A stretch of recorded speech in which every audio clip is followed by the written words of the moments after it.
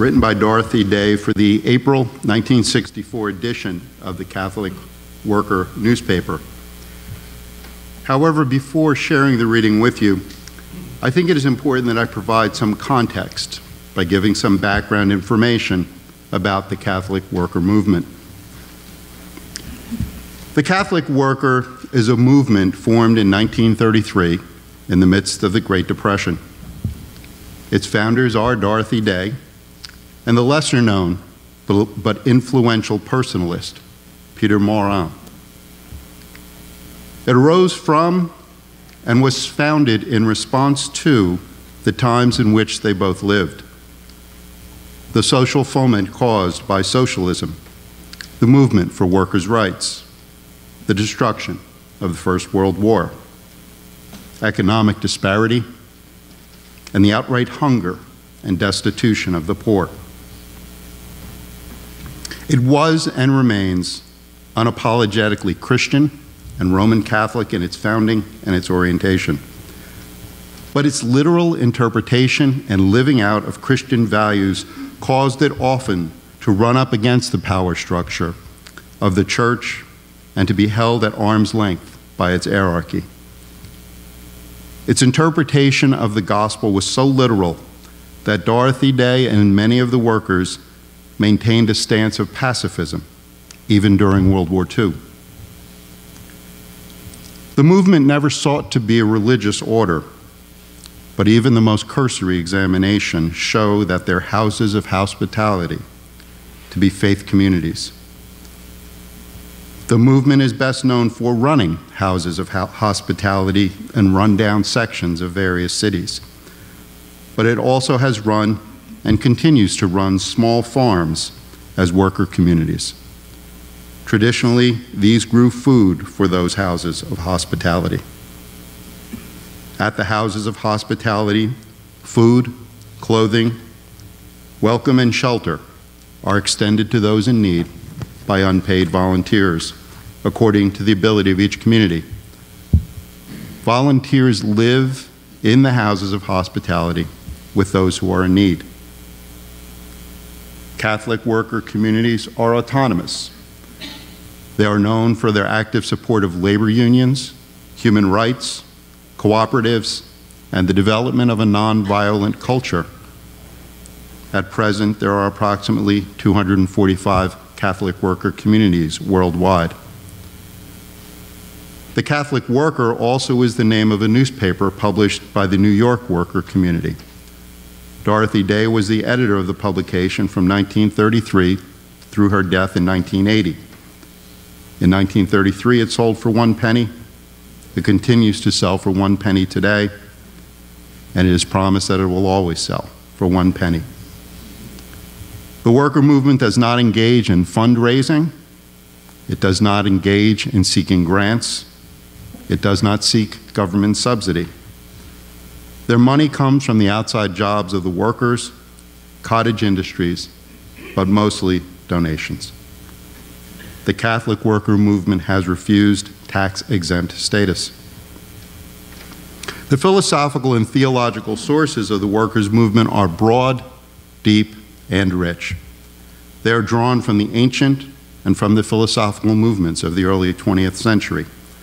They range from the biblical to the corporal works of mercies codified in the Middle Ages by Thomas Aquinas, to the medieval Benedictine traditions of hospitality, the Franciscan medieval traditions of apostolic poverty, the works of Dostoevsky and Tolstoy, the 20th century philosopher Nicholas Berdyaev, and to the philosophy of the 20th century French personalism.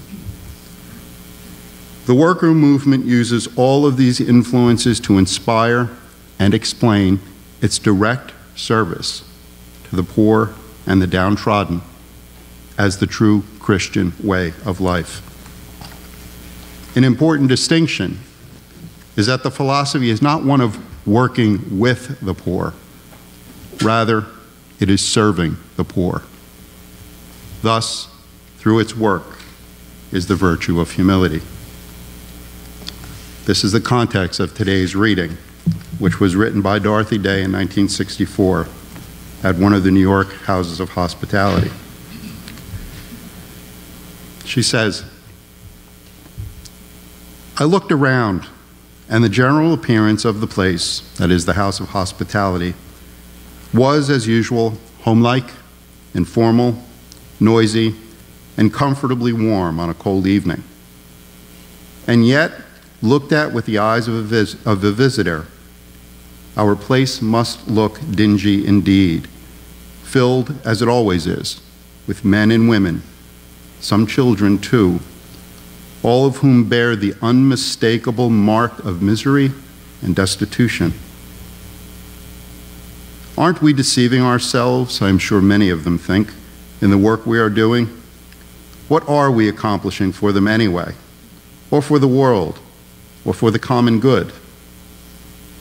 Are these people being rehabilitated, is the question we get almost daily from visitors or from our readers. The majority of them ask the same question. How can you see Christ in people? And we only say, it is an act of faith, constantly repeated. It is an act of love resulting from that act of faith. It is an act of hope that we can awaken these same acts in their hearts too, with the help of God and the works of mercy. The mystery of the poor is this, that they are Jesus, and what you do for them, you do for him. It is the only way we have of knowing and believing in our love. The mystery of poverty is that by sharing in it, making ourselves poor in giving to others, we increase our knowledge of and belief in love.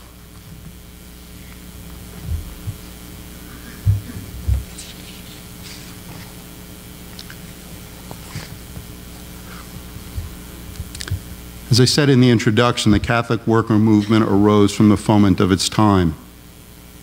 The depersonalization of the individual in the face of what was then referred to as the free market. In the face of the fictitious, rugged individualism of capitalism. In the fictitious collectivism of communism. In the militarization of society then seen in the rise of fascism. Much of the spiritual call of the worker movement continues to ring true today because that foment never has ended. I want to begin this morning's message by talking about hyperbole. It seems to me that as a culture we are now addicted to media-driven hyperbole. Traditionally, hyperbole is an exaggerated statement which is not meant to be taken literally. Thus, traditionally, the opposite of hyperbole is literally. However, we have become so addicted to hyperbole that modern dictionaries have come to define the word literally as a word used to indicate that a hyperbolic expression, that hyperbole, should be taken in the strongest sense possible. Thus, literal has come to mean hyperbole. This media-driven presidential campaign has revealed the genuine danger of speaking often in hyperbole. Last year, Gwen Ifill of PBS NewsHour expressed concern about the use of mean-spirited and insulting hyperbole in the presidential campaign. She noted that hyperbole often collapses under its own weight, but then asked, what if that doesn't happen? And that question seems to beg a greater question of what happens when that collapsing hyperbole is simply replaced by more hyperbole, and then more hyperbole. News cycle after news cycle after news cycle, ad nauseum. And I mean ad nauseum literally. We've become a consumer society that not only voraciously consumes goods, but also voraciously consumes, quote, information. With the rise of the internet and the corporatization of the media, fortunes are made by that consumption. But within that context, the word information seems to be devolving into hyperbole for an Orwellian corporate newspeak. Even a cursory analysis at what our societal discussions have become should give us cause. Typically, a scare story rises in one section of the internet, for example, Sarah Palin's death panels. That scare story, which bears no relation to any truth, is then given a platform and vetted by the media. After the scare story then is given legs by the media, pollsters follow, who provide, quote, data about this fictitious scare story. This feeds the media's frenzy further about the fictitious scare story. And then the legislators come and turn to those same polls before making a decision. We have come to the point where no one pays attention to reasonable criticism, but only to hyperbole. And so our language has been cheapened and become merely a commodity which makes money for its handlers, not because it is truthful, but because it is consumable. To me, this is frightening, especially when you consider how important language and rational thought are to us as humans. In the scholarly work Foundations of Tibetan Buddhism, Angarika Govinda speaks of the importance and indeed the very spiritual basis and essential symbolism of language. He says, "Words are seals of the mind, the results of an infinite series of experiences which reach from an unimaginable distant past into the present and feel their way to an equally unimaginable distant future. They are the audible that clings to the inaudible, the forms and potentialities of thought which grow from that which is beyond thought.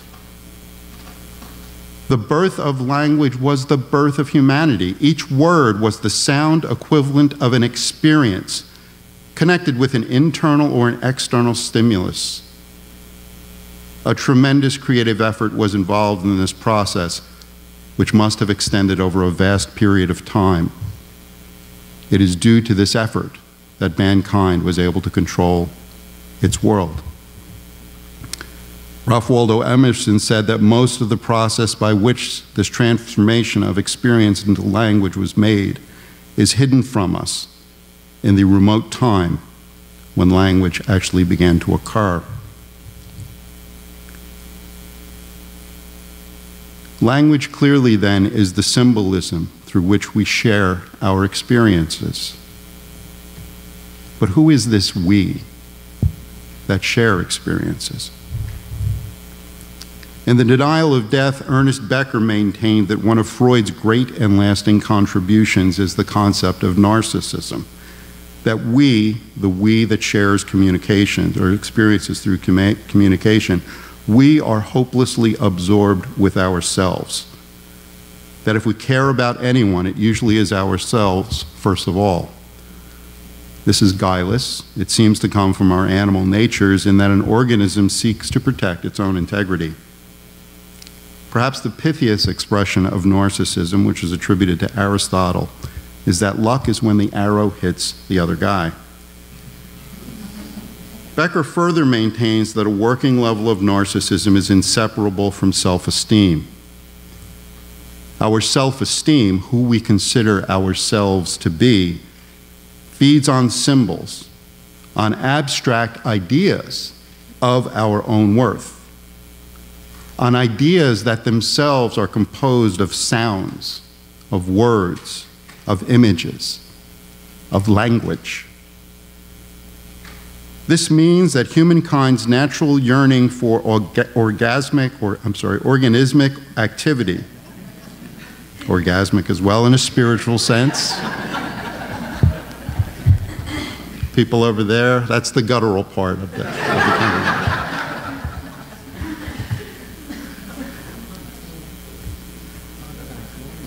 Organismic. the pleasure, the activity that is the pleasures of, the narcissistic pleasures of incorporation and expansion are fed limitlessly in the domain of symbols, and so seemingly fed into immortality. Through symbols and through language, the single organism can expand into dimensions and worlds and times without moving a physical limb. It can take eternity into itself, even as it dies. From these abstractions, which feed our sense of self, arise the basis of what Ralph Waldo Emerson calls heroism, maintaining that our main task on this planet is to be heroic. And so we create mythical hero systems for ourselves, a system in which we earn a feeling of primary value, of cosmic specialness, of ultimate usefulness to creation. Our hope and belief is that the things that we create in society or individually are of lasting worth and meaning, and that they outlive and they outshine our own death and decay. It is there that we convince ourselves that we and what we produce count. But perhaps in our culture, the genuinely heroic is too big for us. Perhaps we mask our ache to be heroic to the acquisition of things, that we matter by what we acquire, and that this is how we control our existence. This is how we deny our own mortality. This existential ache of primary value also can be masked and perhaps even soothed by the hyperbole of which I spoke earlier. This may be what makes the rampant hyperbole so seductive to us. This use of hyperbole makes us feel that we are living in times that are cataclysmic and apocalyptic, and enables us to convince ourselves that we live in such times. We then can convince ourselves that our lives, because we live in such cataclysmic times, are purposeful, that they are meaningful. We can assure ourselves that we are cosmically unique because no one ever has lived through times such as we live. But now, I have to ask myself, what if I was able to transcend my need to assure myself of my cosmic uniqueness and purposefulness? What if, instead of struggling to interpret my life experiences within my own hero myth, instead of interpreting my life as one where my purpose is the myth that I play out in my head, I could instead define myself as something other than that essential link in the mythology I create? What if I genuinely believed about myself what you, sitting here, profess to genuinely believe about me? That I have inherent worth and dignity, simply as a human, merely being, separate from my hero myth construct. What if you genuinely believed about yourself what I believe about you? That you have inherent worth and dignity, simply by the fact that you are a human, merely being, separate from your own hero myth construct. The essential problem with the hero myth construct is a spiritual one. It is that we place ourselves at the center of it. We are the subjects of our myth, and all the events and all the persons involved in our myth serve the purpose of our myth, assuring ourselves a sense of self-esteem, and self-perceived immortality. Thus, within the context of our myth, the others become mere objects by which we perpetuate our myth. Personalism was a philosophical school in France in the early decades of the 20th century. It held itself out as an alternative to the rugged individualism of the capitalist system and to the collectivism of communism. One of the intellectual lights of personalism is a philosopher called Emmanuel Mounier.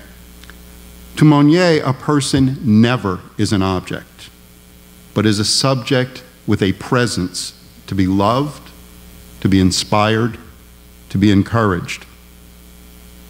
He said, "Whenever I treat another person as though he were not present, as an instrument at my disposal, or when I set him down in a list without a right of appeal, in such a case I am behaving towards him as though he were an object, which means, in effect, despairing of him.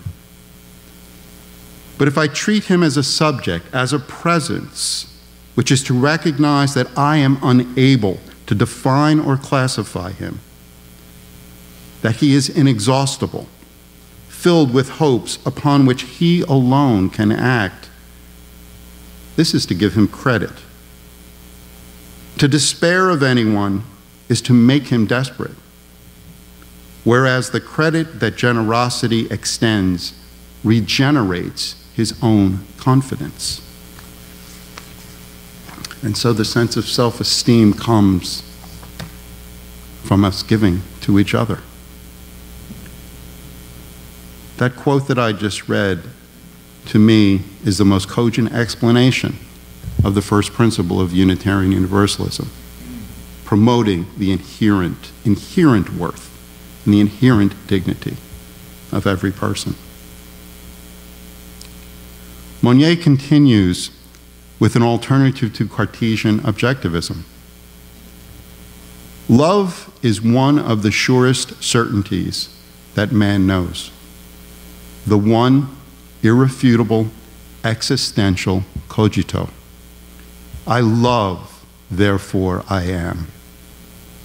Therefore being is, and life has value. It is worth the pain of living. Love does not reassure me simply as a state of being in which I find myself, for it gives me to someone else. What we speak of shakes me out of my self-assurance, my habits, my egocentric torpor. Communication, even when hostile, is the thing that most surely reveals me to myself.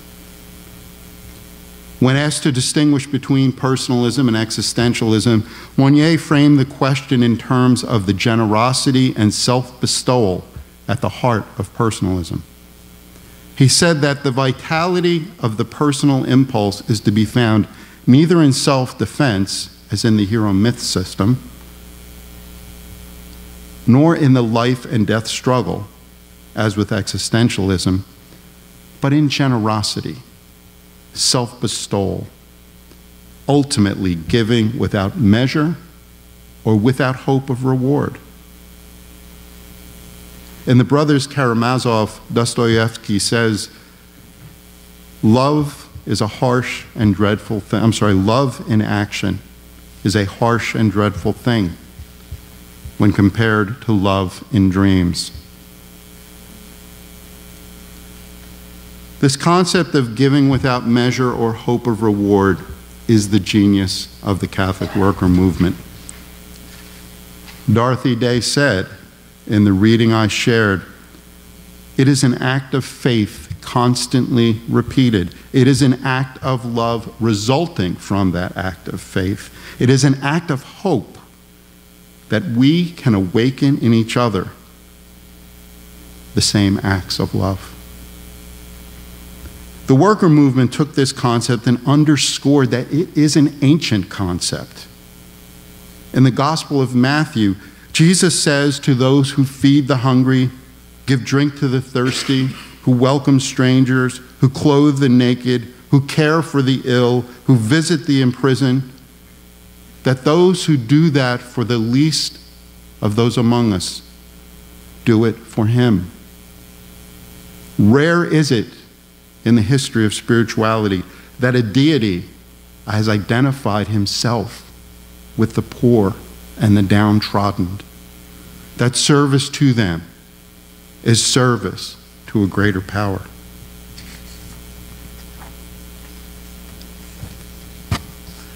As I said earlier, another founder of the Catholic worker movement was Peter Moran. Often in the Catholic Worker, he would publish what were called easy essays. In one of them, he says that the works of mercy are not done only as works of mercy. They're not done simply as an act of self-bestowal, of giving. But they are also acts which bear witness to the world of what Christianity itself was supposed to be about. In one such easy essay, Moran wrote, "In the first centuries of Christianity, the hungry were fed at personal sacrifice. The homeless were sheltered at personal sacrifice. The naked were clothed at personal sacrifice. And because the poor were fed, clothed, and sheltered at personal sacrifice, the pagans used to say about the Christians, 'See how they love one another.'" Each week when we pick up our order of service as we enter the center to gather as community, we pick up the order of service which has on the back of it the 7 principles. It's easy to forget that they are there, but their presence is critically important. For not only do they remind us in a small way of the principles, they also bear witness to the principles in our presence when we gather. They offer us an opportunity to meditate upon them. It is important to remember that we gather, we covenant to affirm, but also to promote. So we don't gather here simply to affirm in each other our dignity and worth, but we covenant to promote. And as Dostoevsky says, an act of love, an act of promoting the dignity and worth of each other is a harsh, dreadful, and terrifying thing in which to engage. But we gather here each week to do that. We should be aware of that. We should be awe-filled by it. We should be terrified by what we are saying we will do for each other.